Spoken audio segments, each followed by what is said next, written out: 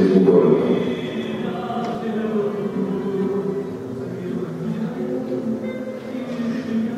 Какие окраски новые, когда я приезжаю в этот есть Парижского периода. Там у меня немножечко абстрактного в Париже, иногда за счет изоляции.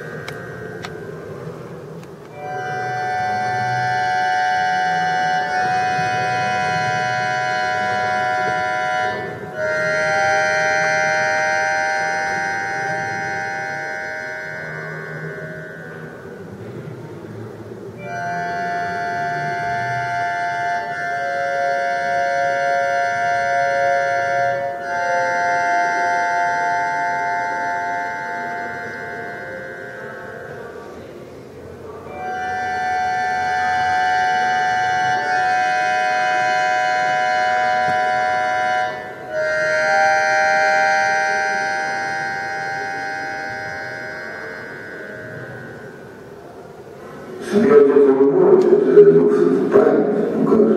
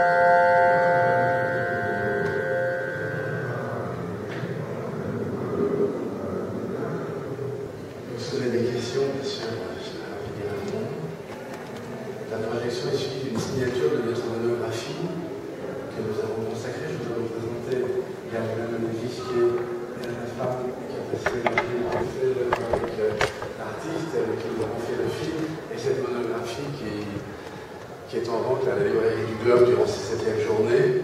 Et c'est un livre qui retrace, c'est un livre un peu en 3 actes, qui retrace sa vie à Moscou dans les années 60 et 70, 80 également, puis après 25 ans de peinture entre la Russie et la France, avec la galerie Claude Bernard. Et le dernier acte, je dirais que c'est l'été 2011 où il produit ces 16 gouaches que nous voyons dans le film, alors que avec son état de santé, n'importe qui d'autre serait couché, mourant, pour dire, et lui à l'atelier. Donc c'est un livre bilingue, en français et en russe, avec une très jolie biographie de Galia qui retrace toute cette vie à Moscou, cette vie difficile, comme on peut l'imaginer, mais en même temps merveilleuse, parce que portée par cet art underground, on peut dire, à l'époque. Et puis ensuite, toute cette vie entre la France et la Russie. Et il faut savoir qu'ils n'ont jamais immigré, ils étaient entre les deux endroits. Et toujours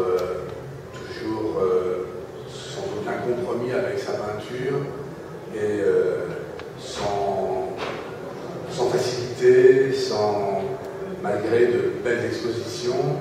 Et alors, maintenant, il se passe évidemment quelque chose de formidable, c'est que depuis sa disparition, en 2012, il y a une très jolie exposition au musée Pouchkine, ensuite une rétrospective au musée allemand de Wiesbaden, et en 2017, il sera exposé également au Ludwig de Aix-la-Chapelle et à la galerie de la ville de Prague.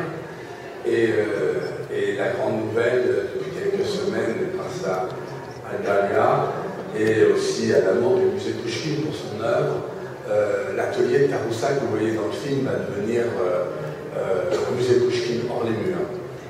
Donc c'est très très bien pour l'œuvre et aussi très bien pour Taroussac parce qu'il y a quelques musées qui sont intéressants, notamment le musée de Vassili Polenov et le musée de Marina Zvetaevna. Donc peut-être tu voudrais dire quelque chose derrière. Non. Si quelqu'un demandait, voilà. Donc si vous avez des questions, la monographie est un... bon, évidemment, c'est nous qui l'avons fait, alors on ne va pas vous en dire du mal, mais c'est un livre